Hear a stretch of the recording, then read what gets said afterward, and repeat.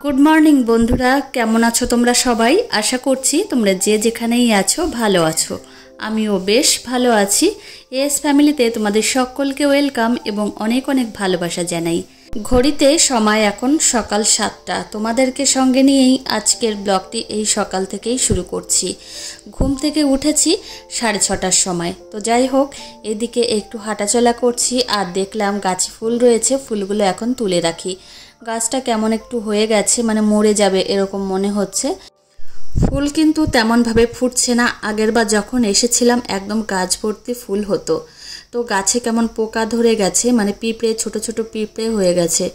তো যাই হোক, একদিকে ফুলগুলো আমি তুলে তারপর আবার ব্রাশ করব, ব্রাশ করে আবার মা চা বানিয়েছে, চাটা খাবো। সত্যি কথা বলতে বাপের বাড়িতে আসলে শরীরটা এত পরিমাণে অলস হয়ে যায়, সেই সঙ্গে এত পরিমাণে ভারী হয়ে যায়, কোনো কাজই করতে ইচ্ছা করে না। ওই মেয়েকে একটু টাইম মতো খাওয়াচ্ছি, ঘুম পাড়াচ্ছি, এই আর কি। তো দেখো ফুল গাছতলায় কত ফুল পড়েছে।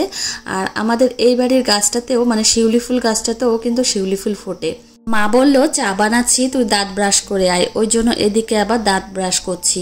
মাম্মাম জানো তো এখনও ঘুম থেকে ওঠেনি। একটা বিষয় হয়েছে কি, মাম্মাম কিন্তু বাড়ির তুলনায় এখানে ঘুম থেকে তাড়াতাড়িই ওঠে। কেননা ওর দিদিভাই একটু তাড়াতাড়ি ঘুম থেকে ওঠে, ও বনুর কাছে যায়, তারপর কিন্তু মানে মাম্মামও ঘুম থেকে উঠে পড়ে। তো এই যে দেখো আমাদের বাড়ি, আর এই এত বড় বাড়িতে একটা মাত্র প্রাণ থাকে, মানে আমার মা এই বাড়িতে থাকে। প্রচণ্ড টেনশন হয় জানো তো, যখন শ্বশুর বাড়িতে চলে যাই খুব টেনশন হয় যে মা বাড়িতে একা একা কী করছে, কিভাবে আছে, কি খাচ্ছে, খুব টেনশন হয়। আর একটা বিষয়, একা থাকা মানে বোকা, একজন থাকলে কিন্তু অনেকটা সাহস পাওয়া যায়। মাম্মাম কিন্তু ঘুম থেকে উঠে গেছে, ওকে ফ্রেশ করিয়েছি, তারপর কিন্তু জল খেতে দিয়েছি। এদিকে মাম্মামের সকালের খাবারটা রেডি করছি। আজকে সকালে মেয়েকে খাওয়াবো সেরেল্যাক। আর মায়ের কিন্তু চা বানানো হয়ে গেছে, এই যে দেখো চা নিয়ে নিচ্ছি কাপে। আর আমার মা চা বানাতে গেলে চায়ের লিকারটা একটু বেশি হয়ে যায়, আর আমি একটু হালকা লিকার খেতে পছন্দ করি। তোমরা যারা আমার ব্লগ দেখো তারা তো জানোই, আমি চা বানাই একদম হালকা কালার হয়।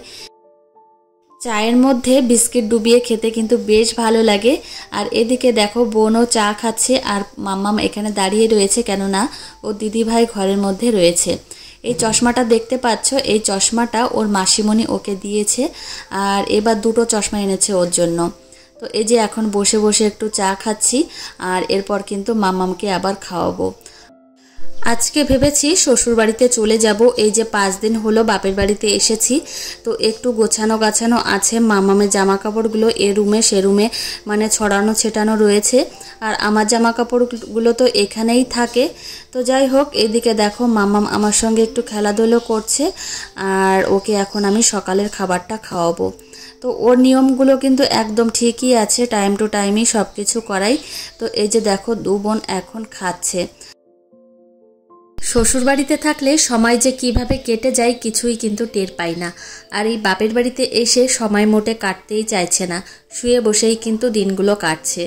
তো যাই হোক, এদিকে মামামকে খাইয়ে দিয়ে আমার আবার কিছু কাজ রয়েছে, সেগুলো কিন্তু করব। তো আজকে তোমাদের দেখাবো, আমার মা বাড়িতে অনেক সবজি লাগিয়েছে, সেইগুলো তোমাদের কিছু কিছু দেখাবো। তো যাই হোক, এখন কিন্তু ও দিদিভাইয়ের খাওয়া হয়নি, আর ও দিদিভাইয়ের খেতে একটু বেশি সময় লাগে, কিন্তু মামামের খুব তাড়াতাড়ি খাওয়া হয়ে যায়। এই যে দেখো আমার মা অনেক সবজি লাগিয়েছে জানো তো বাড়িতে, আর একা মানুষ থাকে যেহেতু, ওই জন্য এই সবজি চাষ করেই কিন্তু সময়টা কাটে। বাড়িতে অনেক ধরনের সবজি আছে, এদিকে ভেন্ডি গাছ লাগিয়েছে, সেই সঙ্গে বেগুন গাছ আছে, ডাঁটা শাক আছে, টক শাক আছে, আবার এইদিকে কিন্তু লঙ্কা গাছও লাগিয়েছে, কুমড়ো গাছ আছে। মা আবার সকাল সকাল বাজার করতে গেছে, বলল কি যে আজকে আমরা চলে যাব, একটু মাংস নিয়ে আসি, দুপুরবেলা খেয়ে দে তারপর বেরোস। আর এখন যে পরিমাণে রোদ্দুর আর গরম, ওই জন্যই কিন্তু একটু বিকালের দিকে বেরোবো, সকালেও বেরোবো না, সেই সঙ্গে দুপুরবেলা তো বেরোবোই না। তো এদিকে দেখো তোমাদের দেখালাম কিছু কিছু করে। আর এদিকে আমার মা মাংস নিয়ে এসেছে, এখন আমি পরিষ্কার করতে বসেছি। তো পরিষ্কার পরিচ্ছন্নর ব্যাপারটা কিন্তু আমিই করে থাকি, বিশেষ করে বাপের বাড়িতে আসলে মাছ মাছ মাংস এগুলো কিন্তু আমি পরিষ্কার করে থাকি। তো এদিকে দেখো মাংস এনেছে। আজকে দুপুরবেলায় ভাবছি মামামকে মাংস খাওয়াবো। তো আমার মা বলছিল যে আদিশ্রী এসেছে, পৌশালী এসেছে, ওদের কিন্তু মাংস খাওয়ানো হয়নি, আর ঝোলের মাংস ওরা খেতে পারে না। মানে আমরা যে মাংসটা খাই রান্না করে, ওরা কিন্তু অত মশলা ঝাল খেতে পারে না, ওদের আলাদা করে রান্না করে দিতে হয়।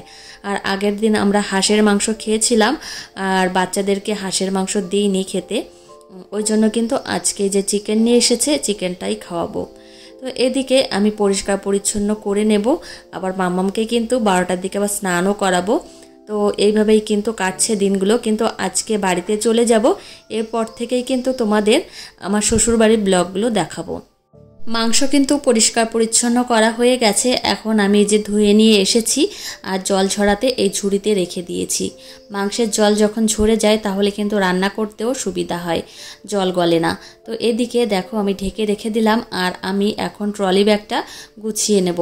এই ট্রলি ব্যাগে জানো তো অনেক অপ্রয়োজনীয় জিনিস আমি নিয়ে এসেছি। অপ্রয়োজনীয় জিনিস বলতে আমারই শাড়ি, মামামের অনেক জামা নিয়ে এসেছি যেগুলো ব্যবহারই হয়নি।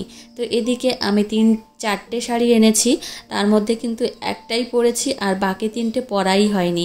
তো এইভাবে প্রত্যেকবার যখন আসি বেশি বেশি করে নিয়ে আসি যে এইটা হয়তো লাগবে বা এইটা পরে হয়তো কটা রিলস বানাবো, কিন্তু পরে দেখি সেইগুলো আর পরাই হয় না, বাড়তিভাবে নিয়ে আসি। এই যে দেখো কুর্তি নিয়ে এসেছি, সেগুলো কিন্তু পরা হয়নি। তো এইগুলো আমি কিন্তু এই দুপুরবেলাতেই গুছিয়ে রাখছি, আর মামামকে কিন্তু স্নান করিয়ে ঘুম পাড়িয়ে দিয়েছি। তো মামাম যদি এখানে থাকতো তাহলে কিন্তু একদমই এলোমেলো করে দিত, ওই জন্য ভাবলাম যে ঘুমিয়ে গেছে, এই ফাঁকে আমি জামা কাপড়গুলো গুছিয়ে নিই। আর তোমাদের দাদাভাই আসলে যদি জামা কাপড় না গোছানো দেখে আর রেডি হয়ে না থাকি, তাহলে কিন্তু এসে বলবে যে এখনও রেডি হওনি।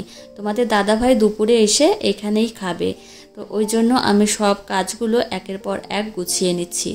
তো যাই হোক বন্ধুরা, আজকে ব্লগটি কিন্তু অনেকটাই ছোট হয়ে গেছে। আশা করছি পরে ব্লগটি অনেকটা বড় করে তোমাদের সঙ্গে শেয়ার করব। তো এদিকে আমি একটু কোল্ড ড্রিঙ্ক নিয়ে নিচ্ছি, আর প্রচণ্ড গরম যেহেতু একটু খেতে ইচ্ছা করছে। মার জন্য এই যে 1 গ্লাস নেব, সেই সঙ্গে আমার জন্য। তো চলো আমার প্রিয় বন্ধুরা, আজকের ব্লগটি এখানেই শেষ করছি। তোমাদের কেমন লেগেছে অবশ্যই জানিও। ভালো লাগলে কিন্তু একটা লাইক কমেন্ট করতে ভুলো না। আর তোমাদের সঙ্গে দেখা হবে কিন্তু পরের ব্লগে।